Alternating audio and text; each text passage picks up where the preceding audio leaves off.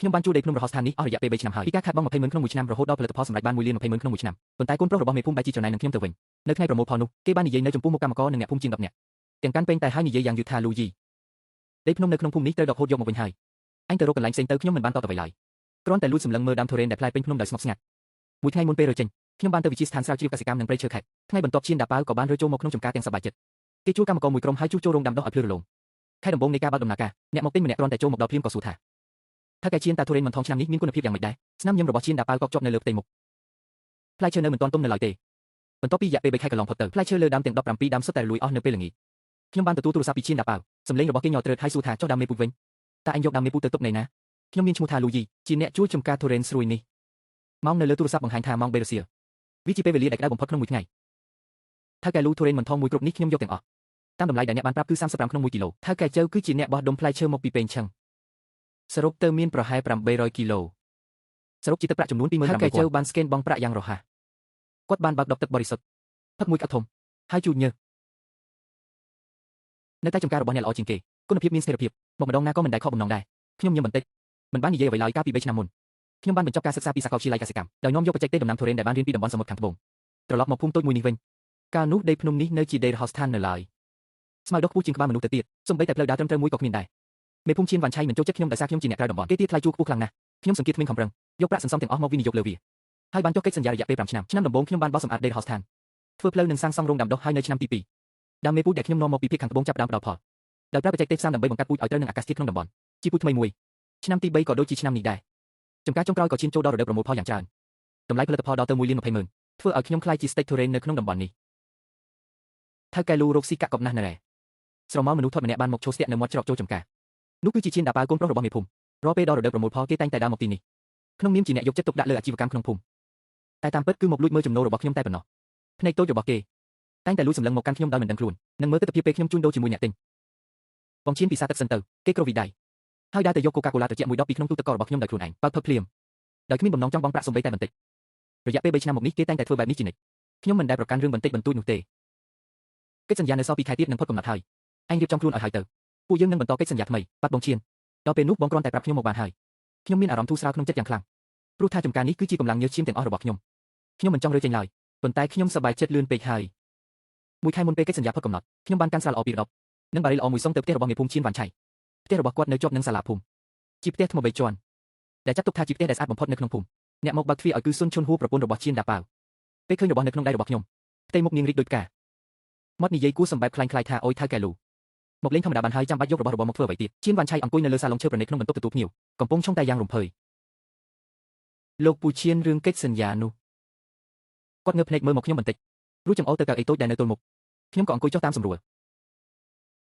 អាលូឲ្យភ្នំនេះពូមិនមានបំណងជួលឲ្យអញបន្តទៀតទេពេលដងខ្ញុំស្រុតចុះភ្លាមស្នាមញឹមនៅលើមុខក៏ប្រែជាកក់ជានិមិត្តពូឈៀនលោកពូមិនពេញចិត្តនឹងថ្លៃឈ្នួលមែនទេពូយើងអាចពិភាក្សាគ្នាឡើងវិញបានវាមិនមែនជារឿងថ្លៃឈ្នួលទេពូឃើញថាអាជីវកម្មចំការផ្លែឈើរបស់អញដំណើរការល្អណាស់ពូគិតថាចង់យកមកវិញដើម្បីឲ្យអាបើធ្វើវាដោយខ្លួនឯងក្នុងខួរក្បាលខ្ញុំរសោងងើតែម្ដងចំណែកឯអ្នកមីងស៊ុនឈុនហ្វាដែលនៅក្បែរនោះកំពុងតែស៊ីក្របឈូកហើយនិយាយចំអកឡលេថាថៅកែលូឲ្យអញកុំបន្ទោសពូយើងអីនរណាដែលថាមិនចង់ធ្វើជាថៅកែដោយខ្លួនឯងនោះចំការនេះក្នុងមួយឆ្នាំរកបានជាង1លានយ៉នឯណោះបើពូយើងយកភ្នំនេះមកវិញតែមួយឆ្នាំក៏អាចរកលុយទិញផ្ទះបានមួយល្វែងដែរមានតែមនុស្សក្នុងទេទើបបន្តជួលឲ្យអញទៀតនោះជាង1លានយ៉នគាត់ពិតជាហ៊ានគិតមែនគាត់ស្មានតែចំណូលសរុបគឺជាប្រាក់ចំណេញទាំងអស់ឬតើគាត់ដឹងទេថាខ្ញុំត្រូវទៅចំការតាំងពីម៉ោង5ភ្លឺជារៀងរាល់ថ្ងៃដើម្បីពិនិត្យមើលសីតុណ្ហភាពនិងសាគាត់ដឹងទេថាដើម្បីសម្រេចបាននូវបច្ចេកទេសបំបើកត្រួយខ្ញុំត្រូវទៅស្នាក់នៅណានយ៉ាងអស់រយៈពេលពេញមួយឆ្នាំតែខ្ញុំក្តាប់ឡើងណែនក្រចកចាក់ចូលទៅក្នុងសាច់ខ្ញុំសម្លឹងមើលទៅឈៀនវ៉ាន់ឆៃនៅលើមុខរបស់គាត់គ្មានសល់សេចក្តីអៀនខ្មាសសំបីតែបន្តិចមានតែភាពលោភលន់ប៉ុណ្ណោះបងប្រុសអញធ្វើជាថៅកែអស់រយៈពេល3ឆ្នាំហើយមានលុយសន្សំខ្លះហើយក៏ទៅរកកន្លែងផ្សេងបើកថ្មីទៅភ្នំនេះឯងត្រូវរកចេញឲ្យអស់មុនដំណាច់ខែនេះខ្ញុំសម្លឹងមើលទឹកមុខដែលគិតតែពីប្រយោជន៍ផ្ទាល់ខ្លួនរបស់គ្រួសារពួកគេក៏ស្រាប់តែលែងចង់និយាយអ្វីទាំងអស់ខ្ញុំក្រោកឈរឡើងរួចក៏ដើរចេញទៅដោយមិននិយាយសំបីមួយម៉ាត់ប៉ុន្តែពីក្រោយខ្នងបែជាសម្លេងសាច់របស់អ្នកមីងស៊ុនឈុនហ្វាក្មេងម្នាក់នេះហេតុអ្វីក៏ដើរចេញទៅដោយមិននិយាយអ្វីសំបីមួយម៉ាត់បែបនេះគ្មានមារយាទសោះពេលត្រឡប់មកដល់ចំការវិញខ្ញុំអង្គុយក្នុងរោងចំការរួចបង្ហុយបារីមួយដាំហើយមួយដាំទៀតនៅក្នុងផ្សែងបារីដែលកំពុងហុយត្រឡប់ខ្ញុំសម្លឹងមើលដាំឈើនីមួយនៅលើដីមួយដុំនេះដាំធូរ៉េនទាំងនេះគឺខ្ញុំជាអ្នកដាំវាដោយដៃមួយដើមប្រព័ន្ធស្រោចស្រពដំណក់ទឹកនេះគឺខ្ញុំខំដាច់យកអស់បីយប់ដើម្បីរៀបចំវ៉ាឡើងស្លាកយីហោធូរ៉េនសាច់ស្រួយតូចមួយនៅលើជញ្ជាំងនោះក៏ជាស្នាដៃដែលខ្ញុំឆ្លាក់ដោយផ្ទាល់ដៃដែររយៈពេល3ឆ្នាំពេញខ្ញុំបានចាត់ទុកទីនេះដូចជាផ្ទះបង្កើតរបស់ខ្ញុំតែចុងក្រោយបែជាខំធ្វើឲ្យអ្នកដទៃយកផលទៅវិញចិត្តរបស់ខ្ញុំក៏ចាប់ផ្ដើមប្រែជាត្រជាក់ស្រុកពេលនោះទូរស័ព្ទក៏រត់ឡើងគឺបងប្រុសចឹងដែលជាមិត្តរួមថ្នាក់កាលពីរៀនមហាវិទ្យាល័យតែមកឥឡូវនេះគាត់កំពុងធ្វើការនៅវិទ្យាស្ថានស្រាវជ្រាវកសិកម្មនិងរុក្ខាប្រមាញ់ប្រចាំខេត្តលូយីរឿងបន្តកិច្ចសន្យាដល់ណាហើយ ខ្ញុំក៏បានរៀបរាប់រឿងរ៉ាវទាំងអស់ប្រាប់គាត់បងប្រុសចឹងជាឡើងផ្អើលតាមទូរស័ព្ទថាចង្រៃយកអាឈៀនវ៉ាន់ឆៃនេះពិតជាមនុស្សមិនបានការមែននេះចំជីចរិតចិញ្ចឹមឲ្យថត់ចាំសម្លាប់មែនចុះឯងសុខចិត្តបញ្ចប់ត្រឹមនឹងមែនទេមិនបញ្ចប់ទេតែតើអាចធ្វើអ្វីបានទៅឯងមិនអាចបណ្ដោយឲ្យមនុស្សប្រភេទនឹងបានចិត្តបែបនេះទេឯងត្រូវតែផ្ដល់មេរៀនខ្លះឲ្យពួកគេដឹងខ្លួនស្រាប់តែគំនិតមួយបានភ្លឺឡើងក្នុងខួរក្បាលខ្ញុំក៏ពន្លត់បារីចោលកែវភ្នែកក៏ប្រែជាត្រជាក់ស្រជុំរួចនិយាយថាបងប្រុសចឹងបងកុំបារម្ភអីខ្ញុំមិនបណ្ដោយឲ្យរឿងនេះចប់ដោយងាយបែបនេះឡើយប៉ុន្មានថ្ងៃបន្ទាប់មកទៀតខ្ញុំមិនបានទៅតវ៉ាជាមួយឈៀនវ៉ាន់ឆៃទៀតទេខ្ញុំនៅតែមើលថែចំការដោយសពដងគ្រាន់តែនៅត្រង់ច្រកចូលខ្ញុំបានជួបផ្លាកថាបញ្ចុះតម្លៃលៀងស្តុកមុនដំណាច់ខែគ្រឿងបរិក្ខារទាំងអស់បញ្ចុះតម្លៃ 20% អតិថិជនចាស់មានការភ្ញាក់ផ្អើលយ៉ាងខ្លាំងហើយសួរថាថៅកែលូលោកជប់ធ្វើហើយមែនទេតើចង់ទៅទីណាទៅថ្ងៃមុខចង់ទិញទុរេនប្រកាសជាពិបាកហើយឬមួយក៏អាឈៀនវ៉ាន់ឆៃវាឡើងថ្លៃឈ្នួលអាចរីនោះពិតជាចិត្តខ្មៅពេកហើយក្នុងគ្រួសារខ្ញុំមានការបន្តិចបន្តួចទើបត្រៀមខ្លួនត្រឡប់ទៅក្នុងក្រុងវិញខ្ញុំមិនចង់ធ្វើឲ្យរឿងនេះខ្លាចជាធំដុំមើលទៅមិនល្អឡើយព្រោះថាខ្ញុំនៅមានកូនអុកចុងក្រោយមួយទៀតដែលត្រូវដើរក្នុងអំឡុងពេលនេះឈៀនដាគេស្ទើរតែមកស្នាក់នៅក្នុងចំការរបស់ខ្ញុំទៅហើយអ្នកមីងស៊ុនឈុនហ្វាលើកៅអីតូចមកអង្គុយនៅមាត់ច្រកចូលរាល់ថ្ងៃដោយយកលេខថាជួយមើលច្រកទ្វារឲ្យខ្ញុំប៉ុន្តែការពិតគឺដើម្បីមកតាមដានខ្ញុំតែប៉ុណ្ណោះគាត់ថែមទាំងដើរអួតប្រាប់អ្នកភូមិមិនឈប់ថាបើកូនខ្ញុំវាមានខួរក្បាលរកស៊ីណាស់វានឹងខ្លាចជាថៅកែធំក្នុងពេលឆាប់នេះហើយចំការនេះវិញពួកយើងនឹងធ្វើវាដោយខ្លួនឯងក្នុងមួយឆ្នាំរកចំណូលបាន8ទៅ10សែនយ៉នគឺគ្មានបញ្ហាទេឈៀនដាបើកាន់តែមានរកធំសម្បើមណាស់ដាបញ្ជាត្រង់នេះត្រង់នោះក្នុងចំការរាល់ថ្ងៃរោងនេះចាស់ពេកហើយផ្លាស់ប្ដូរការតុបតែងនិងប្លង់ចេញវាមិនកាត់ទេត្រូវរៀបចំឡើងវិញនរណាគេនឹងជួយលើកប្រអប់ជីនឹងទៅឃ្លាំងទៅវាពាំងផ្លូវហើយខ្ញុំងើបមកមើលគាត់មួយផ្លែតខ្ញុំមិនកម្រើកធ្វើឲ្យគាត់ខឹងភ្លាមគាត់ដើរមកជិតរួចយកកម្រាមដៃចង្អុលមកខ្ញុំក៏ក្រោកឈរឡើងយឺតខ្ញុំខ្ពស់ជាងគាត់កន្លះក្បាលខ្ញុំសម្លឹងមើលគាត់ដោយស្ងប់ស្ងាត់គាត់និយាយថាខ្ញុំកំពុងនិយាយជាមួយឯងណាឯងខ្លងមែនទេទី1ពេលនេះខ្ញុំនៅតែជាអ្នកមើលការចំការផ្លែឈើនេះនៅឡើយទេទី2រាល់សម្ភារបរិក្ខារទាំងអស់នៅក្នុងចំការនេះគឺសុទ្ធតែជាលុយរបស់ខ្ញុំដែលបានទិញទី3បើឯងនៅតែចង្អុលមកខ្ញុំទៀតខ្ញុំមិនធានាថាម្រាមដៃរបស់ឯងនៅអាចលាតត្រង់បានទៀតនោះទេសម្លេងរបស់ខ្ញុំមិនខ្លាំងប៉ុន្មានទេប៉ុន្តែជីងតាប៉ៅភ័យដល់ថ្នាក់ដើរថយក្រោយមួយជំហានស៊ុនឈុនហួរប្រញាប់រត់មកភ្លាមគាត់បានមកបាំងពីមុខដើម្បីការពីកូនដូចជាមេមន់ការពីកូនអញ្ចឹងឯងចង់ធ្វើអ្វីហ្នឹងលូអ៊ីខ្ញុំប្រាប់ឯងឲ្យច្បាស់កុំមកចង់ធ្វើរឿងផ្ដេសផ្ដាស់ខ្ញុំមិនខ្វល់ពីពួកគេឡើយក៏ងាកក្រោយដើរចូលទៅក្នុងរោងកសិកម្មវិញបន្ទាប់ពីនោះមកពួកគេហាក់ដូចជារៀងចាបានពី3ថ្ងៃដែរការរៀបចំសម្អាតគ្រប់យ៉ាងប្រព្រឹត្តទៅយ៉ាងរលូនរហូតដល់ចុងខែសម្ភារនៅក្នុងចំការត្រូវបានចាត់ចែងរួចរាល់អស់ហើយមួយថ្ងៃមុនពេលផ្លាស់ទីលំនៅខ្ញុំបានរកឡានដឹកទំនិញមួយគ្រឿងដឹកទាំងប្រព័ន្ធស្រោចស្រពដំណក់ទឹកឧបករណ៍ត្រួតពិនិត្យសីតុណ្ហភាពនិងឧបករណ៍ផ្ទាល់ខ្លួនរបស់ខ្ញុំទាំងអស់ចេញទៅបាត់ចុះហេតុអ្វីបានជាឯងដឹករបស់ចេញអស់អញ្ចឹងរបស់ទាំងនេះមិនមែនត្រូវទុកនៅទីនេះទេអីរបស់ទាំងនេះគឺជាទ្រព្យសម្បត្តិផ្ទាល់ខ្លួនរបស់ខ្ញុំហេតុអ្វីបានជាខ្ញុំត្រូវទុកឲ្យអ្នកទៅវិញឯងមនុស្សចង្រៃយកកំណើតចុះឲ្យពួកយើងដាំទុរេនយ៉ាងម៉េចទៅបើគ្មានរបស់ទាំងនេះបានហើយកុំមកធ្វើរឿងខ្មាស់គេនៅទីនេះទៀតគ្រាន់តែសម្ភារចាស់ពី3មុខសោះហ្នឹងពួកយើងនឹងទិញរបស់ថ្មីទិញរបស់ដែលល្អជាងរបស់វាទៅទៀតពួកគេគិតថាឲ្យតែមានដេកចំការមួយនេះគឺអាចទទួលបានជោគជ័យដូចជាខ្ញុំដែរពិតជាយកសັບទាំងថ្ងៃមែនខ្ញុំមើលទៅពួកគេរួចក៏ញឹមបន្តិចរួចក៏បើកឡានដឹកទំនិញចាក់ចេញទៅប៉ុន្តែខ្ញុំមិនបានទៅឃ្លាំងថ្មីដែលខ្ញុំជួលនោះភ្លាមទេខ្ញុំបានបើកឡានទៅកាន់វិទ្យាស្ថានស្រាវជ្រាវរបស់លោកជូចុងលីនខ្ញុំបានដើរចូលទៅក្នុងអធិការិយាល័យសម្ដៅត្រង់ទៅកាន់ការិយាល័យរបស់បងចឹងឯងមកហើយមែនទេនេះគឺជាអ្វីដែលឯងចង់បានខ្ញុំក៏ទទួលយកឯកសារនោះវាគឺជាពាក្យសុំលុបចោលសិទ្ធិការពារពូជរុក្ខជាតិថ្មីកាលពី3ឆ្នាំមុនខ្ញុំបានយកដើមមេពូជមកពីតំបន់ភាគខាងត្បូងដើម្បីបង្កើតនិងបណ្ដុះចេញជាពូជថ្មីហើយត្រូវបានចុះបញ្ជីនៅនាយកដ្ឋានកសិកម្មទទួលបានសិទ្ធិការពារពូជរុក្ខជាតិថ្មីសិទ្ធិនេះវាមានលក្ខណៈដូចជាកម្មសិទ្ធិបញ្ញាអញ្ចឹងតែត្រូវបានការពារដោយច្បាប់បុគ្គលណាដែលចង់បង្កាត់ពូជឬលូកពូជប្រភេទនេះគឺត្រូវតែមានការអនុញ្ញាតពីខ្ញុំជាមុនសិនប៉ុន្តែអ្វីដែលខ្ញុំត្រូវធ្វើនៅពេលនេះគឺការលុបចោលសិទ្ធិអនុញ្ញាតនេះអញប្រកាសចិត្តហើយមែនទេដែលធ្វើបែបនេះពូជមួយនេះគឺជាកម្លាំងញើសឈាមដែលអញខំប្រឹងអស់រយៈពេល3ឆ្នាំមកហើយណាខ្ញុំប្រកាសចិត្តហើយព្រោះខ្ញុំនឹងមិនធ្វើចំការនោះទៀតទេបងចឹងក៏វិក្បាលដោយការស្ដាយក្រោយប៉ុន្តែគាត់នៅតែជួយរៀបចំឯកសារលុបចោលឲ្យខ្ញុំដែរពេលដើរចេញពីវិទ្យាស្ថានស្រាវជ្រាវខ្ញុំក៏ងើបមុខសម្លឹងមើលមេឃខៀវស្រងាត់ហើយពន្លឺព្រះអាទិត្យក៏ចាំងភ្នែកបន្តិចដែរខ្ញុំដកដង្ហើមធំមួយខូឈីងវ៉ាន់ស៊ីឈីងតាប៉ៅពួកឯងមិនមែនចង់ធ្វើជាថៅកែទេអីពេលនេះខ្ញុំរៀបចំឆាកឲ្យពួកឯងរួចរាល់អស់ហើយដល់ពេលដែលពួកឯងត្រូវចេញមកសម្ដែងហើយប៉ុន្តែខ្ញុំនៅមានរឿងចុងក្រោយមួយទៀតដែលត្រូវធ្វើខ្ញុំបានបើកឡានត្រឡប់ទៅចំការវិញដោយឆ្លៀតឱកាសពេលយប់ងឹតខ្ញុំបានចូលទៅក្នុងរោងកសិកម្មបីជីកយកដើមទុរេនដែលធំជាងគេបំផុតចំនួន3ដើមចេញមកនោះគឺជាដើមមេពូជដែលខ្ញុំនាំយកមកពីតំបន់ភាគខាងត្បូងវាគឺជាមេពូជដើមនៃដើមទុរេនទាំងអស់នៅក្នុងចំការនេះបើគ្មានដើមឈើទាំង3ដើមនេះទេក៏គ្មានការបន្តពូជដោយការបង្កាត់ដែរខ្ញុំបានលើកពួកវាដាក់លើឡានយ៉ាងប្រុងប្រយ័ត្នបំផុតហើយដឹកជញ្ជូនទាំងយប់ទៅកាន់ចំការថ្មីដែលខ្ញុំបានជួលនៅក្បែរនោះបន្ទាប់ពីធ្វើរឿងទាំងអស់នេះរួចរាល់មេឃក៏ចាប់ផ្ដើមភ្លឺស្រាំងបាត់ទៅហើយខ្ញុំឈរនៅក្នុងរោងកសិកម្មដ៏ទេស្អាតសម្លឹងមើលទៅរណ្ដៅដ៏ជ្រៅទាំង3នោះគ្រប់យ៉ាងត្រូវបានរៀបចំរួចរាល់អស់ហើយនៅថ្ងៃបន្ទាប់គ្រួសាររបស់ឈីងតាប៉ៅបានក្រោកពីព្រលឹមកាលពីថ្ងៃមុនពួកគេបានជួគេឲ្យមកដំឡើងសម្ភារថ្មីទាំងយប់ព្រមទាំងរៀបចំចំការឲ្យមានសណ្ដាប់ធ្នាប់យ៉ាងមានរបៀបស៊ុនជុនហួរថែមទាំងមានបំណងទៅទិញផៅនិងកន្ត្រកការមកពីក្នុងទីរួមស្រុកទៀតផងដើម្បីរៀបចំពិធីសម្ពោធតូចមួយនៅមាត់ច្រកចូលចំការសម្លេងផៅបានធ្វើឲ្យអ្នកភូមិជាច្រើនមានការចាប់អារម្មណ៍តាប៉ៅខ្លាចជាថៅកែពិតមែនហើយតើសូមចូលរួមត្រេកអរផងណាទឹកមុខដ៏មានមោទនភាពរបស់ឈីងតាប៉ៅលាក់មិនចិត្តតតែសោះគ្រាន់តែជារបរតូចតែប៉ុណ្ណោះទៅថ្ងៃមុខបើបងប្អូនចង់ទិញទុរេនសូមអញ្ជើញមកចំការយើងខ្ញុំផ្ទាល់តែម្ដងតម្លៃសមរម្យមិនភូតភរបោកប្រាស់ក្មេងចាស់ឡើយខ្ញុំមិនបានទៅដល់កន្លែងផ្ទាល់ទេតែទស្សនវិជ្ជាទាំងនេះគឺសុទ្ធតែជាពូស៊ុននៅក្នុងភូមិតែបានឡាយផ្ទាល់ឲ្យខ្ញុំមើលតាមរយៈវិឆាតពូស៊ុនគឺជាអ្នកដាំដំណាំឈើហូបផ្លែជើងចាស់នៅក្នុងភូមិចំការរបស់គាត់នៅជាប់នឹងចំការរបស់ខ្ញុំតែម្ដង3ឆ្នាំមកនេះពួកយើងមានទំនាក់ទំនងល្អនឹងគ្នាណាស់ ខ្ញុំក៏បានតបវិញដោយផ្ញើរូបសញ្ញាញឹមថ្ងៃដំបូងនៃការបើកសម្ពោធចំការរបស់ឈៀនតាប៉ាវពិតជាមានភាពអ៊ូអរខ្លាំងណាស់ម្យ៉ាងមកពីម្ចាស់ថ្មីបើកសម្ពោធមានការបញ្ចុះតម្លៃម្យ៉ាងទៀតអ្នកភូមិម្នាក់សុទ្ធតែចង់ដឹងចង់ឃើញថាតើចំការនេះពេលដូរម្ចាស់ថ្មីទៅវានឹងមានអ្វីប្លែកខ្លះមិនយូរប៉ុន្មានបញ្ហាដំបូងក៏បានកើតឡើងមានឈ្មោះផ្លែឈើម្នាក់មកពីក្នុងក្រុងបានដើរចូលមកក្នុងចំការហើយនិយាយចំតែម្ដងថៅកែវ័យក្មេងខ្ញុំចង់កំងធូរ៉េនមាសមួយលោតប្រហែលជា500ចិនតើពេលណាអាចដឹកចេញឲ្យខ្ញុំបានស្នាមញឹមនៅលើមុខរបស់ឈៀនតាប៉ាវប្រែជាកកភ្លាមធូរ៉េនមាសកាលពីម្សិលមិញគាត់រវល់តែខ្វល់រឿងរៀបចំពិធីសម្ពោធគឺមិនបានគិតដល់រឿងដាំឈើតតែសោះគាត់ស្មានថាដាំធូរ៉េនដូចជាដាំប៉ោមដែរឲ្យតែស្រោចទឹកដាក់ជីគឺវាដុះផ្លែឲ្យហើយសុំទោសផងលោកម្ចាស់ហាងធូរ៉េនមាសឥឡូវនេះមិនទាន់ដល់រដូវប្រមូលផលទេមិនទាន់ដល់រដូវប្រមូលផលកាលពីខែមុនលូយូនៅតែផ្ញើឲ្យខ្ញុំមួយលោតសោះមិនក៏ឥឡូវអស់រលីងអញ្ចឹងនេះគឺជាវគ្គថ្មីត្រូវរងចាំបន្តិចទៀតចុះពេលណាទើបមានរឿងនេះខ្ញុំក៏មិនសូវច្បាស់ដែរត្រូវសួរអ្នកបច្ចេកទេសសិនឈ្មោះផ្លែឈើហ៊ូអ៊ីសម្លឹងមើលគាត់មួយផ្លេតដោយមិននិយាយអ្វីទាំងអស់រួចក៏ងាកក្រោយដើរចេញទៅបាត់នេះគ្រាន់តែជាការចាប់ផ្ដើមប៉ុណ្ណោះពេញមួយព្រឹកមានមនុស្សមកសួរនាំរឿងផ្លែឈើមិនដាច់សូរថាកែឈៀនតាធូរ៉េនម៉ៅសានវ៉ាងឆ្នាំនេះគុណភាពយ៉ាងម៉េចដែរថាកែឈៀនខ្ញុំចង់កំងធូរ៉េនសូតង់វ៉ាងមួយលោតតើអាចបញ្ចុះតម្លៃបន្តិចបានចម្លើយរបស់ឈៀនតាប៉ាវតាំងពីដំបូងដែលឆ្លើយថាមិនទាន់ដល់រដូវប្រមូលផលរហូតដល់ក្រោយមកឆ្លើយថាអ្នកបច្ចេកទេសកំពុងសិក្សាស្រាវជ្រាវហើយចុងក្រោយបំផុតគាត់ក៏និយាយកាត់ខ្លីតែម្ដងថាផ្លែឈើមិនទាន់ទុំ1ម៉ោងកន្លងផុតទៅ2ម៉ោងកន្លងផុតទៅតាមការសង្កេតរបស់ពូស៊ុនពេញមួយព្រឹកនេះយ៉ាងហោចណាស់ក៏មានភ្ញៀវជាង10នាក់ដែរដែលទិញផ្លែឈើមិនបា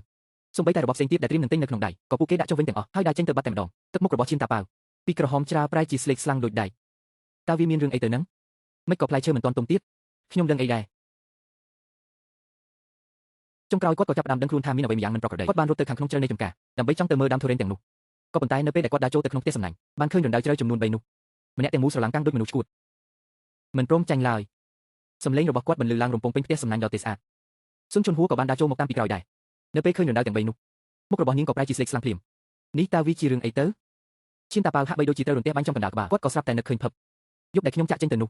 ះគាត់ធ្លាប់បានឮសំឡេងឡានដឹកទំនិញកាលនោះគាត់ស្មានថាខ្ញុំគ្រាន់តែរកឧបករណ៍ចេញប៉ុណ្ណោះមិនដែលនឹកស្មានសោះថាសូម្បីតែដើមឈើក៏ខ្ញុំជីកយកទៅអស់ដែរគាត់ក៏ប្រញាប់ប្រញាល់ដកទូរស័ព្ទមកទេមករកខ្ញុំភ្លាមពេលនោះខ្ញុំកំពុងតែស្រោចទឹកឲ្យដើមឈើនៅក្នុងចំការថ្មីទូរស័ព្ទក៏រត់ឡើងគឺជាលេខចម្លែកមួយប៉ុន្តែលេខកូដតំបន់គឺសំភ្នែកណាស់ខ្ញុំក៏លើកទូរស័ព្ទតែមិននិយាយអ្វីឡើយនៅម្ខាងទៀតនៃទូរស័ព្ទបន្លឺឡើងនៅសំឡេងដង្ហើមញាប់របស់ឈៀនតាប៉ាវគាត់ហាក់ដូចជាទើបតែរត់មកពីចម្ងាយអញ្ចឹងគឺលូយូមែនទេខ្ញុំមិនមាត់ខ្ញុំក៏ចុចបើកឧបករណ៍បំពងសំឡេងហើយដាក់ទូរស័ព្ទនៅលើប្រអប់ឧបករណ៍នៅក្បែរខ្លួនខ្ញុំដកបារីមួយដាំចេញពីហោប៉ៅមកអុចរួចក៏បឺតមួយខ្សឹកយ៉ាងយឺតហើយចង់ដាំឈើទាំងដាំនៅក្នុងចំការទៅទុកនៅណាបន្ទាប់មកខ្ញុំក៏ផ្លុំផ្សែងបារីដាក់មាត់ទូរស័ព្ទយឺតរួចតបថាអ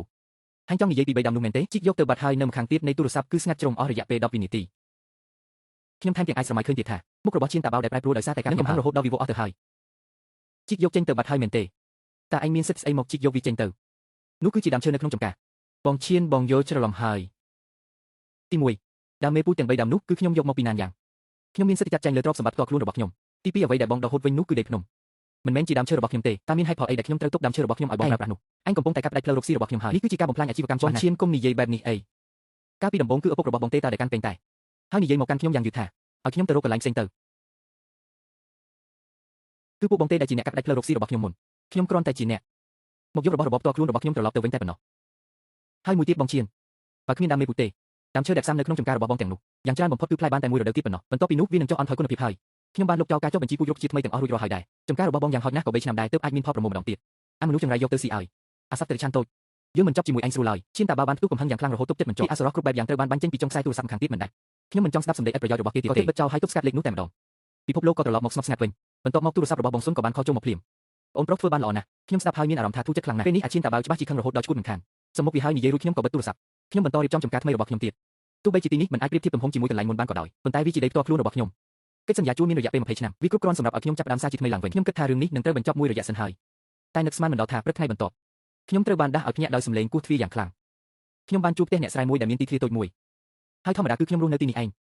ខ្ញុំជួនចិញ្ចាំដើរចុះមកក្រោមដើម្បីបើកទ្វាររបងអ្នកដែលឈរនៅមាត់ទ្វារគឺស៊ុនឈុនហ្វាដែលមានទឹកមុខពោពេញដោយកំហឹងនិងឈៀនតាប៉ាវដែលឈរនៅពីក្រោយដោយទឹកមុខមិនសុខចិត្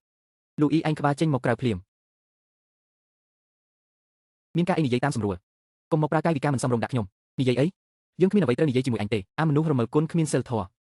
ពួកយើងជួលដីភ្នំឲ្យអញអស់រយៈពេល3ឆ្នាំតើអញតបស្នងមកពួកយើងបែបនេះមែនទេអញកាប់ដាច់ផ្លូវរកស៊ីរបស់គ្រួសារយើងតើអញមានចិត្តនេះអាក្រក់ស្អីសម្លេងរបស់គាត់ទាំងស្រួយទាំងខ្លាំងមិនយូរប៉ុន្មានក៏បានតាក់ទាញចំណាប់អារម្មណ៍របស់អ្នកជិតខាងជុំវិញនោះខ្ញុំមិនចង់មកឆ្លោះគ្នាឲ្យគេអញមើលនៅមាត់ទ្វារបែបនេះទេតើអ្នកចង់បានយ៉ាងម៉េចទៅវិញឥឡូវនេះអញត្រូវយកដើមឈើទាំង3ដើមនោះមកសង់ពួកយើងវិញភ្លាមខ្ញុំសើចហើយតបថាមិនសង់វិញទេនោះគឺជាដើមឈើរបស់ខ្ញុំចង់ដាំនៅកន្លែងណាក៏ជារឿងរបស់ខ្ញុំមិនខ្វល់ឡើយ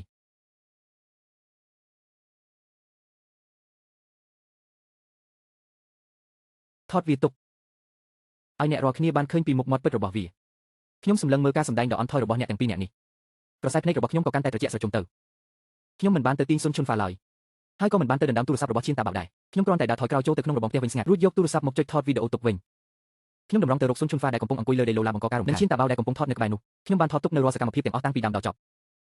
់អាឡូសួស្ដីខ្ញុំចង់ឲ្យភ្នាក់ងារសម្របសម្រួលមានមនុស្សមកបង្កចំនួននៅមុខផ្ទះរបស់ខ្ញុំសកម្មភាពរបស់ពួកគេប៉ះពាល់ដល់ការរស់នៅធម្មតារបស់ខ្ញុំភ្នាក់ងារសម្របសម្រួលមកដល់យ៉ាងលឿនពេលឃើញឡានពណ៌ខ្មៅមកដល់សំឡេងយំស្រែករបស់ស៊ុនឈុនហ្វាក៏ស្រាប់តែស្ងាត់ឈឹងភ្លាមឈៀនតាបាវក៏បានប្រញាប់ទុកទូរស័ព្ទចុះទាំងក្តីបារម្ភភ្នាក់ងារសម្របសម្រួលវ័យក្មេងពីរនាក់បានចុះពីលើឡានរួចសម្លឹងមើលភាពវឹកវរនៅចំពោះមុខនេះពួកគេក៏ជួនចិញ្ចើមតើអ្នកណាជាអ្នកហៅភ្នាក់ងារសម្របសម្រួលតើមានរឿងអ្វីកើតឡើងលោកភ្នាក់ងារសម្របសម្រួលគឺខ្ញុំជាអ្នកហៅព្រោះស្ត្រីម្នាក់នេះនិងបុរសម្នាក់នេះបានមកឈប់ទុកមាត់ទ្វារផ្ទះខ្ញុំតាំងពីព្រឹកព្រលឹមលោកឡាបង្កការរំខានមិនឈប់ឈរថែមទាំងបានប្រើពាក្យសម្ដីជាប្រមាថមកលើរូបខ្ញុំទៀតវាបានប៉ះពាល់យ៉ាងធ្ងន់ធ្ងរដល់ជីវភាពរស់នៅប្រចាំថ្ងៃរបស់ខ្ញុំលោកមន្ត្រីសម្របសម្រួលគុំទៅស្ដាប់គាត់និយាយផ្ទះដាស់អីគឺគាត់ទេដែលជាអ្នកធ្វើបាបពួកយើងមានចិត្តល្អជួលដីភ្នំឲ្យគាត់ដល់ពេលគាត់រកលុយបានគាត់បែរជាមកសង្គន់ដោយការរំលឹកគុណទៅវិញលុះជីគាត់ដើមឈើក្នុងចំការរបស់ពួកយើងធ្វើឲ្យពួកយើងរកស៊ីលែងកាត់ខាត់ចុងខាត់ដើមអស់រលីងហើយសម្ដីរបស់គាត់ពាក់កណ្ដាលពិតពាក់កណ្ដាលកុហកតែពោពេញដោយការភ័ន្តច្រឡំអ្នកដែលមិនដឹងរឿងច្បាស់លាស់ពេលបានស្ដាប់ហើយនឹងងាយយល់ច្រឡំថាខ្ញុំគឺជាមនុស្សហិម្មគុណមិនដឹងគុណគេពិតមែនហើយមន្ត្រីសម្រុះសម្រួលម្នាក់បានងាកមកមើលខ្ញុំខ្សែភ្នែករបស់គាត់ហាក់ដូចជាកំពុងពិនិត្យមើលតើអ្វីដែលគាត់និយាយគឺជាការពិតមែនទេលោកបានគាត់ដើមឈើចេញពីចំការរបស់ពួកគេមែនទេវាជាការពិតលោកមន្ត្រីសម្រុះសម្រួលលោកបានរើសហើយមែនទេលោកវាច្បាស់ហើយគាត់ទទួលស្គាល់ហើយនេះគឺជាការសារភាពពួកលោកប្រញាប់ចាប់ខ្លួនគាត់ទៅលោកស្រីសូមមេត្តាស្ងប់ចិត្តបន្តិចលោកមន្ត្រីសម្រុះសម្រួលរឿងរ៉ាវពិតប្រាកដគឺបែបនេះទី1ខ្ញុំពិតជាបានគាត់ដាំទុរេនចំនួន3ដាំចេញមែនប៉ុន្តែវាជាទ្រព្យសម្បត្តិផ្ទាល់ខ្លួនរបស់ខ្ញុំមានសិទ្ធិចាត់ចែងវាមិនមែនជាការលួចនោះទេទី2គឺពួកគាត់ជាអ្នកលុបចោលកិច្ចសន្យាបន្តជួលតែម្ខាងហើយបង្ខំដល់យកដីភ្នំត្រឡប់ទៅវិញខ្ញុំគ្រាន់តែយករបស់ផ្ទាល់ខ្លួនរបស់ខ្ញុំចេញមកតែប៉ុណ្ណោះទី3ខ្ញុំមានវីដេអូពេញលេញដែលពួកគាត់មកបង្កចំនួននៅថ្ងៃនេះពួកលោកពិតជាធ្វើបាបគេពេកហើយខ្ញុំនឹងថតបង្ហោះលើអ៊ីនធឺណិតខ្ញុំក៏ហុចទូរស័ព្ទទៅឲ្យលោកមន្ត្រីរួចក៏បើកវីដេអូដែលខ្ញុំទើបតែថតបានអំបញ្ញមិញបង្ហាញនៅក្នុងវីដេអូគឺឃើញស៊ុនឈុនហ៊ូកំពុងដេកងាយដីឡាំប៉ានិងចិត្តប្រតិចយ៉ាងអាក្រក់បំផុតចំណែកឈៀនតាបាវនៅក្បែរនោះចាំចាក់រុកថតវីដេអូគំរាមកំហែងយ៉ាងច្បាស់ក្រឡែតបន្ទាប់ពីមើលចប់ទឹកមុខរបស់មន្ត្រីសម្រុះសម្រួលក៏ប្រែជាស្រពោនរួចនិយាយថាបានហើយរឿងនេះនិយាយឲ្យចំទៅគឺជាវិវាទសេដ្ឋកិច្ចរវាងពួកគាត់មកបិទផ្លូវមុខផ្ទះលោកបែបនេះគឺមិនត្រឹមត្រូវទេប៉ុន្តែទង្វើរបស់លោកក៏ហាក់បីដូចជាជ្រុលបន្តិចដែរលោកមន្ត្រីសម្រុះសម្រួលខ្ញុំមិនយល់ស្របឡើយខ្ញុំគោរពច្បាប់ទម្លាប់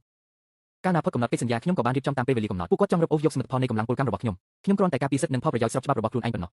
គឺពួកគាត់ជាអ្នកធ្វើហួសហេតុមុនដោយមិនទុកផ្លូវឲ្យខ្ញុំទៅបត់បានហើយអីចឹងខ្ញុំសូមព្រមានអ្នកបើអ្នកនៅតែបន្តរំខានទៀតនោះវានឹងក្លាយជាការបង្កចំនួនដល់ចិត្តណាពួកយើងនឹងចាត់ការតាមផ្លូវច្បាប់ដើម្បីបង្ខំឲ្យធ្វើការសម្រុះសម្រួលស៊ុនឈុនហ៊ូមានការភ័យខ្លាចនឹងពាក្យថាបង្ខំឲ្យសម្រុះសម្រួលក៏លែងហ៊ានស្រែកឡាំប៉ាទៀតដែរជាចុងក្រោយក្រោមការបង្គាប់របស់មន្ត្រីសម្រុះសម្រួលស៊ុនឈុនហ៊ូនិងឈៀនតាបាវក៏បានចាក់ចេញទៅទាំងមិនអស់ចិត្តមុននឹងចេញទៅឈៀនតាបាវបានសម្លក់មកខ្ញុំយ៉ាងកំណាចហើយធ្វើមាត់ជារូបរាងពាក្យថាចាំមើលទៅខ្ញុំដឹងថារឿងនេះមិនទាន់ចប់ត្រឹមនេះទេបន្ទាប់ពីជួនដំណើរកងកម្លាំងសម្រុះសម្រួលចេញទៅត្រឡប់ចូលក្នុងទីធ្លាផ្ទះវិញអារម្មណ៍របស់ខ្ញុំហាក់ដូចជាធ្ងន់អាប់អួរបន្តិចលោកពូស៊ុនក៏បានខំមកម្ដងទៀតគាត់ជាក់ស្ដែងក៏បានឮដំណឹងនេះដែរលូយូអញមិនអីទេមែនទេមីស្រីម្នាក់នោះមិនបានធ្វើអ្វីអញទេដឹងខ្ញុំមិនអីទេពូក៏ត្រូវប្រុងប្រយ័ត្នដែរខ្ញុំមើលទៅគ្រួសារនេះមិនសូវស្គាល់ហេតុផលទេរឿងអ្វីក៏ពួកគេហ៊ានធ្វើដែរខ្ញុំដឹងហើយបន្ទាប់ពីដាក់ទូរស័ព្ទចុះខ្ញុំក៏បើកមើលបណ្ដាញសង្គមនៅលើកម្មវិធីវីដេអូខ្លីក្នុងតំបន់មួយខ្ញុំបានឃើញវីដេអូដែលឈៀនតាបាបានបង្ហោះវីដេអូនោះត្រូវបានកាត់ក្នុងបំណងអាក្រក់ដោយបន្សល់ទុកតែរូបភាពដែលខ្ញុំមានទឹកមុខត្រជាក់ស្រេបដាក់ស៊ុនឈុនហ៊ូដែលកំពុងយំសោកបោកខ្លួនរួមជាមួយតន្ត្រីកំសត់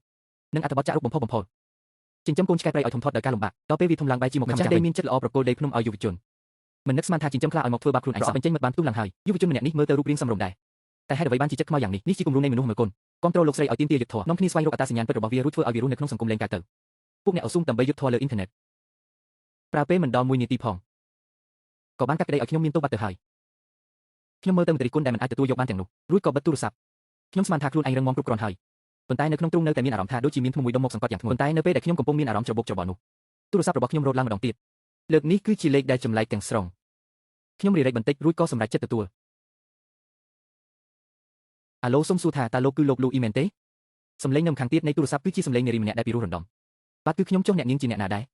រខ្ញុំឈ្មោះស៊ូអ៊ីងមកពីក្រុមហ៊ុនហ្វុងរ៉ាជាអ្នកគ្រប់គ្រងផ្នែកពង្រីកទីផ្សារប្រចាំតំបន់នៃក្រុមហ៊ុនបច្ចេកវិទ្យាកសិកម្មឈ្មោះក្រុមហ៊ុនកសិកម្មហ្វុងរ៉ានេះខ្ញុំធ្លាប់ពើពីមុនមក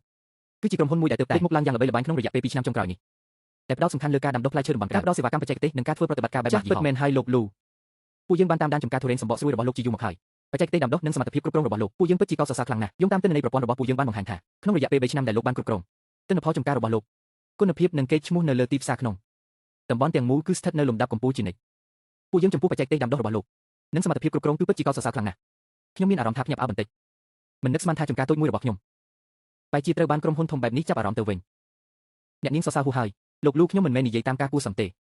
ពួកយើងចង់បង្កើតនៅក្នុងតំបន់នេះជានិច្ចនៅការដាំដុះទុរេនដែលមានលក្ខណៈស្តង់ដារ ជាមូលដ្ឋានបង្ហាញគំរូមួយតែពួកយើងពិបាករកដៃគូបច្ចេកទេសដែលសមស្របណាស់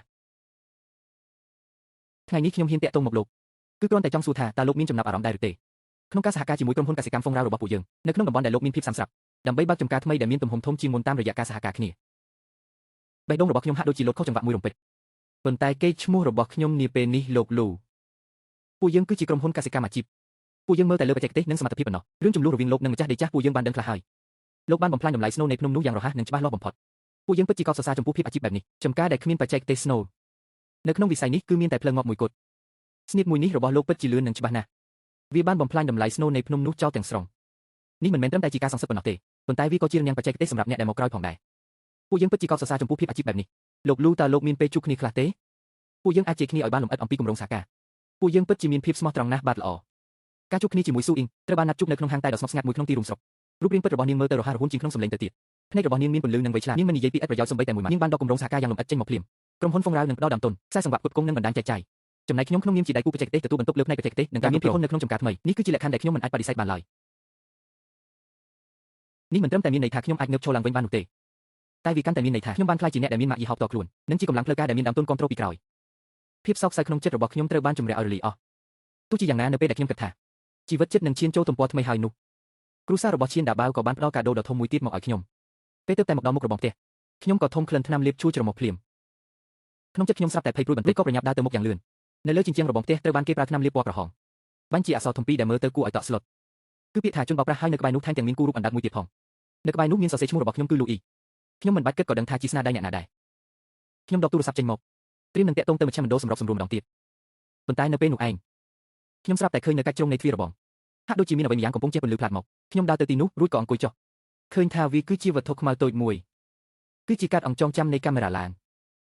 ខ្ញុំភាំងមួយស្របក់ខ្ញុំសម្លឹងមើលទៅជុំវិញឡានដឹកទំនិញរបស់អ្នកជិតខាងគឺលោកអ៊ូចតនៅខាងក្រៅរបងផ្ទះល្មមក្បាលឡានគឺតម្រង់មករកទ្វាររបងផ្ទះរបស់ខ្ញុំតែម្ដងមើលទៅស្នាដៃរបស់ពួកឈៀនដាបាវត្រូវបានកាមេរ៉ាឡានរបស់លោកអ៊ូថតចុះសកម្មភាពទាំងស្រុងតែម្ដងខ្ញុំក៏រើសយកកាតអង្ចងចាំនោះមកមាត់របស់ខ្ញុំញឹមបែបឌឺដងដាក់ឈៀនតាប៉ាវអញមិនចូលចិត្តថតវីដេអូទេអីចូលចិត្តធ្វើឲ្យអ្នកដទៃត្រូវគេជេរប្រមាថមែនទេឥឡូវដល់វេនខ្ញុំម្ដងហើយខ្ញុំមិនបានតាក់ទងទៅមជ្ឈមណ្ឌលសម្របសម្រួលភ្លាមទេខ្ញុំបានតាក់ទងទៅលោកពូសុនជាមុនសិនគាត់មានខ្សែស្រឡាយច្រើនស្គាល់មិត្តភក្តិជាច្រើននៅផ្សារអេឡិចត្រូនិក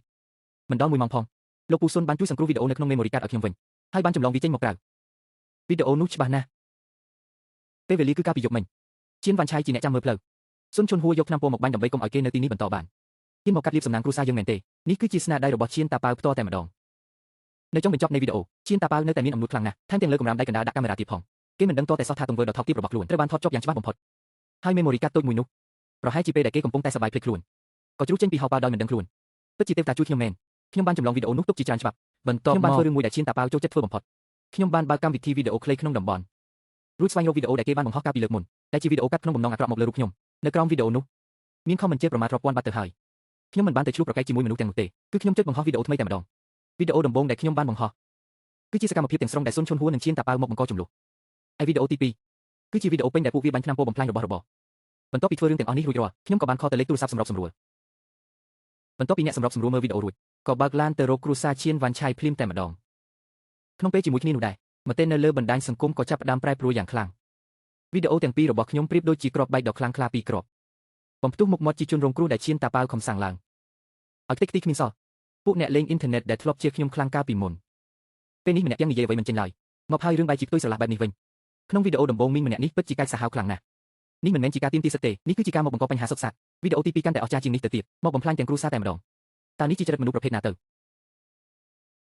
អាណិតថៅកែលូណាដែលជួបម្ចាស់ផ្ទះអាក្រក់ដល់កម្រិតនេះពិតជាស៊ុយខ្លាំងណាស់អាម្នាក់ឈ្មោះឈៀនតាប៉ាវនោះពីមុនធ្វើពុតជាមនុស្សល្អណាស់តាមពិតជាពួកបងធំសោះក្នុងប្រអប់ខមមិននៃវីដេអូរបស់ឈៀនតាប៉ាវត្រូវបានមនុស្សសម្រុកចូលទៅជាវិញពេញទឹកពេញដីកូនអ្នកបោកប្រាស់មកបង្ហាញខ្លួនហើយនិយាយថាឯងចូលចិត្តថតវីដេអូណាស់មែនទេឥឡូវមានអារម្មណ៍យ៉ាងម៉េចដែរបង្ហោះទៀតមក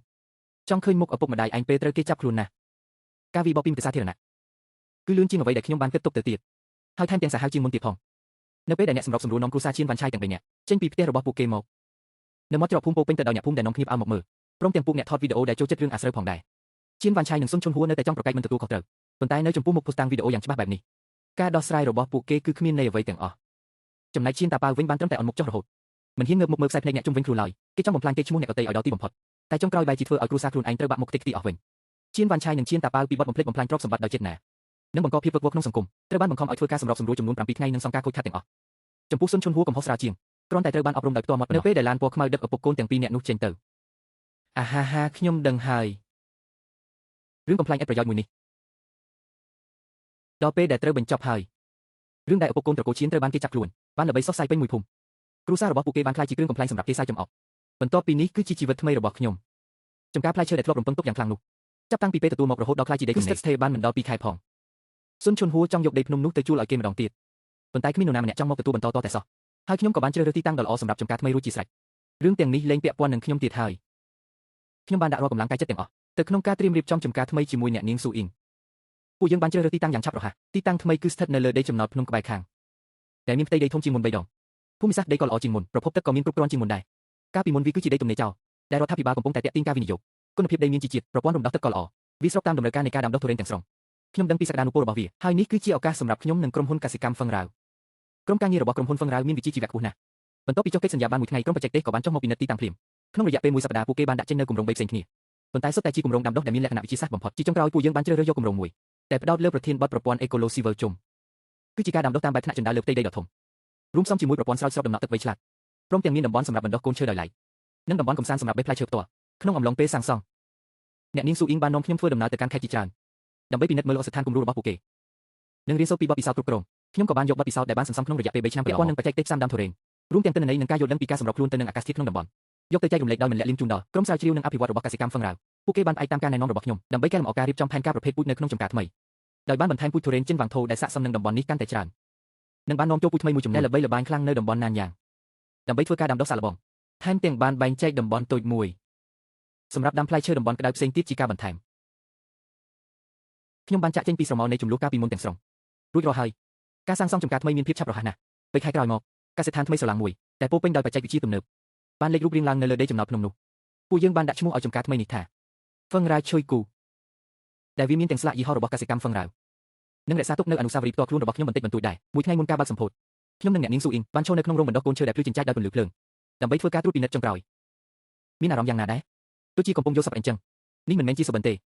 េនេះគឺជាការរួមបញ្ចូលគ្នារវាងបច្ចេកទេសរបស់អ្នកនិងដើមទុនរបស់យើងដែលបានមកប្រសពគ្នារហូតបង្កើតបានជាសមិទ្ធផលដ៏អស្ចារ្យបែបនេះនាងបានអាក់បន្តិចរួចដកកាបូបឯកសារពណ៌ក្រហមមួយចេញពីហោប៉ៅហុចមកឲ្យខ្ញុំនេះគឺជាអ្វីកាដូសម្រាប់ថ្ងៃបើកសម្ពោធខ្ញុំបានបើកកាបូបឯកសារនោ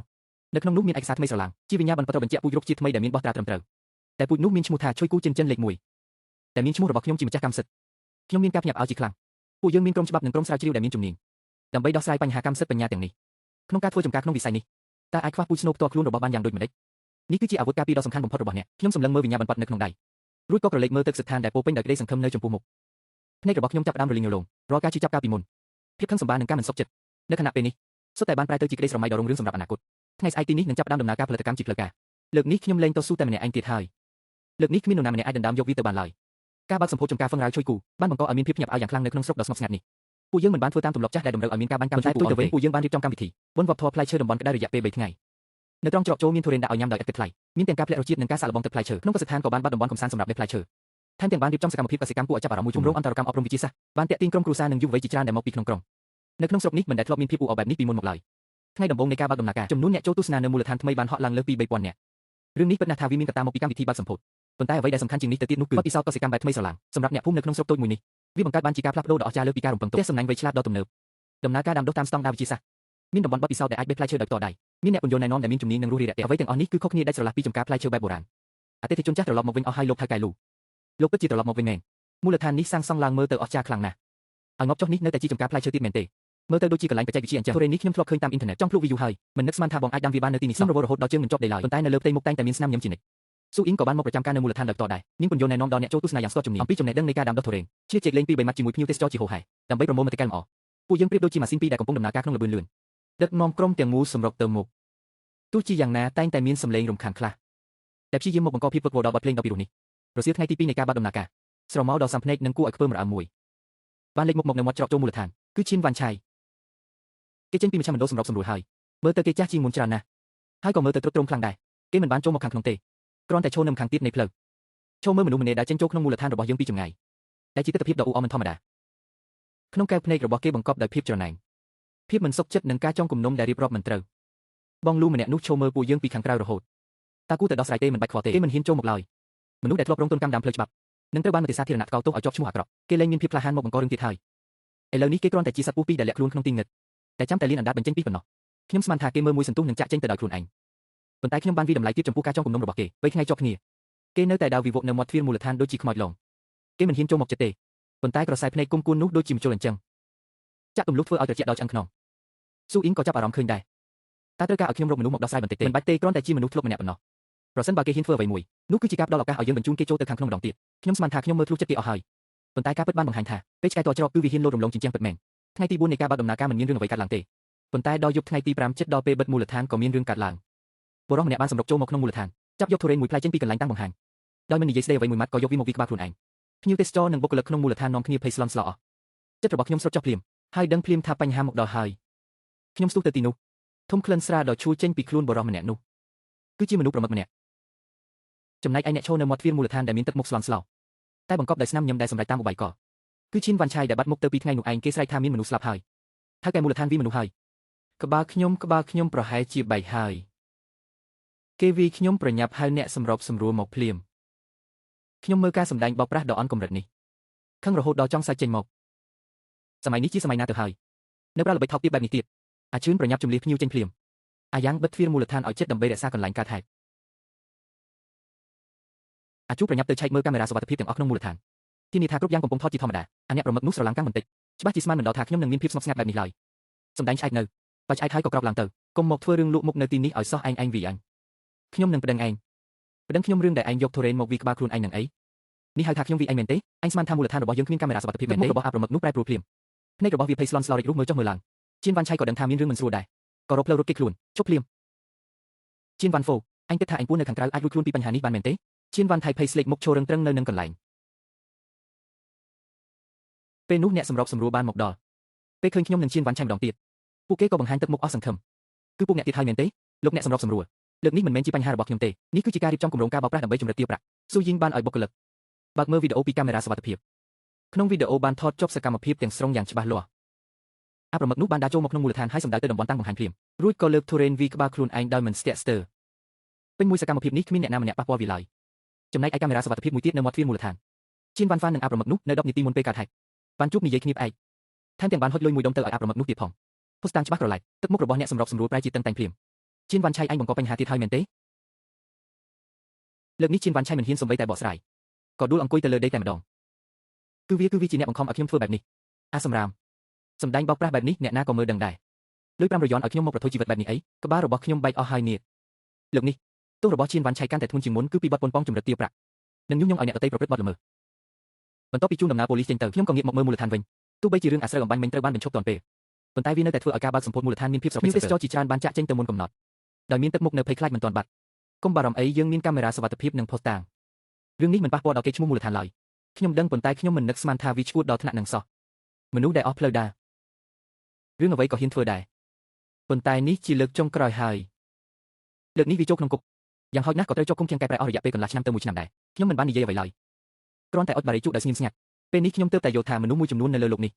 ពួកគេមិនគោរពអ្នកដោយសារការខិតខំប្រឹងប្រែងរបស់អ្នកឡើយផ្ទុយទៅវិញពួកគេនឹងចំណែនអ្នកដោយសារភាពជោគជ័យរបស់អ្នកថែមទាំងចង់បំផ្លាញអ្នកទៀតផងប៉ុន្តែខ្ញុំក៏បានយល់រឿងមួយទៀតដែរឲ្យតែអ្នករឹងមាំគ្រប់គ្រាន់មានវិជ្ជាជីវៈច្បាស់លាស់មានធនធាននិងអ្នកគ្រប់គ្រងពីក្រោយខ្នងរឹងមាំមនុស្សធ្លុកទាំងនោះគង់តែជាធ្លុកក៏ដែរនឹងពួកគេមិនអាចធ្វើអ្វីអ្នកបានឡើយបំផុតឈៀនវ៉ាន់ឆៃត្រូវបានកាត់ទោសឲ្យជាប់ឃុំឃាំងកែប្រែចំនួន1ឆ្នាំ6ខែពេលដំណឹងនេះដឹងដល់ក្នុងភូមិស៊ុនជុនហ្វាយយំសោកបោកខ្លួនយ៉ាងខ្លាំងឈៀនដាប៉ៅក៏លែងហ៊ានធ្វើចរិតខូចទៀតដែរលែងហ៊ានមកបង្កបញ្ហានៅចំពោះមុខខ្ញុំទៀតហើយចំការផ្លែឈើដែលធ្លាប់តែផ្ដល់ក្តីសង្ឃឹមយ៉ាងខ្លាំងនោះ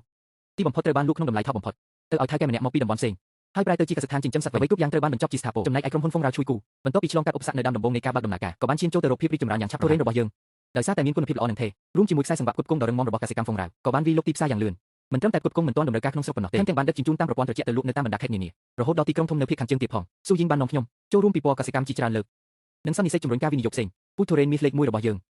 ងនៅក្នុងការប្រកួតប្រជែងផ្លែឈើតំបន់ក្តៅថ្នាក់ជាតិមួយបានទទួលមេដាយមាសរង្វាន់មួយនេះបានធ្វើឲ្យកេរ្តិ៍ឈ្មោះរបស់ហ្វុងរ៉ាវជួយគូល្បីល្បាញពីពេញផ្ទៃប្រទេសការបញ្ជាទិញបានហូរចូលមកដូចទឹកបាក់ទំនប់យើងត្រូវតែពង្រីកទំហំដាំដុះបន្ថែមទៀតដោយបានជួបភ្នំចំនួន2ទៀតដែលនៅក្បែរនោះមួយឆ្នាំក្រោយមកហ្វុងរ៉ាវជួយគូបានខ្លាយជាតំបន់ទាំងមូលតែជាមូលដ្ឋានដាំដុះធូរ៉េនធំបំផុតតម្លៃផលិតកម្មប្រចាំឆ្នាំបានកើនឡើងលើសពី5លានដុល្លារហើយខ្ញុំក៏បានប្រែក្លាយពីអ្នកចំការដែលតស៊ូម្នាក់ឯងមកជាអ្នកដែលមានកេរ្តិ៍ឈ្មោះគូសមម្នាក់ជាអ្នកជំនាញបច្ចេកទេសកសិកម្មខ្ញុំក៏មិនដែលភ្លេចដែរនៅដើមពូជមេទាំង3ដើមដែលបានយកមកពីណានយ៉ាងពេលនេះពួកវាត្រូវបានដាំនៅក្នុងហ្វុងរ៉ាវជួយគូក្នុងតំបន់បណ្ដុះកូនឈើដ៏សំខាន់បំផុតដោយមានការថែទាំយ៉ាងយកចិត្តទុកដាក់បំផុតរាល់ពេលដែលខ្ញុំឃើញពួកវាខ្ញុំតែងតែនឹកឃើញដល់យប់នោះ แต่ខ្ញុំម្នាក់ឯងនៅក្នុងរោងកសិកម្មដ៏ទំនេរស្ងាត់ជ្រុងនៅទិដ្ឋភាពដែលខ្ញុំជីកកកាយពួកវាឡើងម្ដងមួយដើមនោះគឺជាពេលដែលខ្ញុំឯកោបំផុតក្នុងជីវិតហើយក៏ជាពេលវេលាដែលខ្ញុំដាច់ខាតបំផុតដែរឆ្នាំក្រោយមកនាសៀវមួយខ្ញុំកំពុងតែត្រួតពិនិត្យនៅក្នុងមូលដ្ឋាននៅការលូតលាស់នៃកូនទុរេនចំណត់ថ្មីទូរស័ព្ទក៏រោទឡើងគឺជាលេខប្លែកមួយ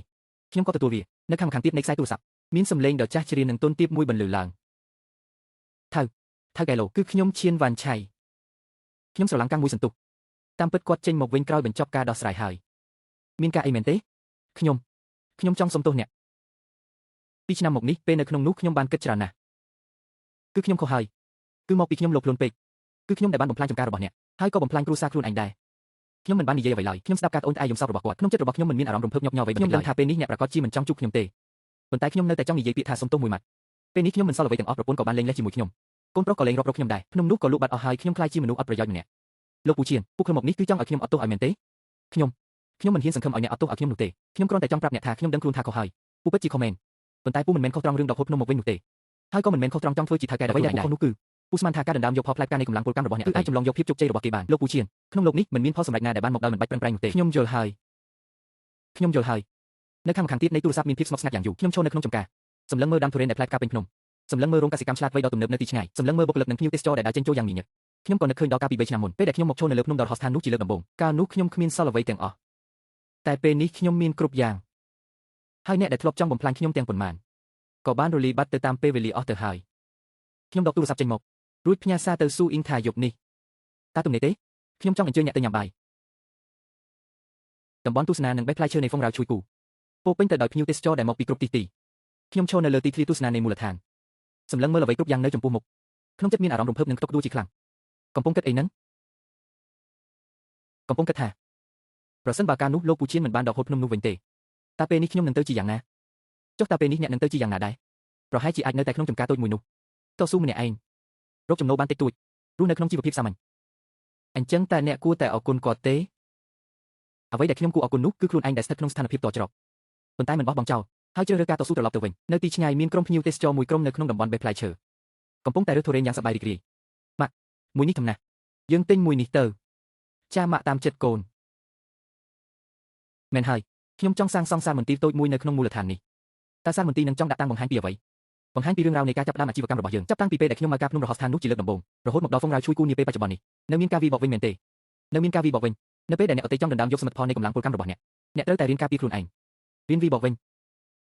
គំនិតនេះមិនអន់ទេពួកយើងអាចបង្កើតវាឲ្យទៅជាមូលដ្ឋានអប់រំជំរុញទឹកចិត្តទាក់ទាញយុវជនកាន់តែច្រើនឲ្យមកទស្សនានិងសិក្សារៀនសូត្រសម្រាប់តាមនឹងចុះនៅលើកំពូលភ្នំដ៏សែនឆ្ងាយដើមទុរេនកំពុងរេរាំតាមកម្លាំងខ្យល់ផ្លែផ្កាដេរដាស់ពេញដើមចំណែកឯខ្ញុំវិញក៏បានយល់ច្បាស់ពីការពិតមួយនៅលើលោកនេះគ្មាននរណាម្នាក់អាចជោគជ័យបានដោយងាយស្រួលនោះទេតែឲ្យតែអ្នកមានជំនាញមានការតាំងចិត្តនិងមានការអត់ធ្មត់ពុករួមនឹងសំណាងបន្តិចបន្តួចផងនោះអ្នកនឹងអាចធ្វើឲ្យការរីកស្គូស្គីទូស្ថិតក្នុងស្ថានភាពតច្រកក៏ដោយ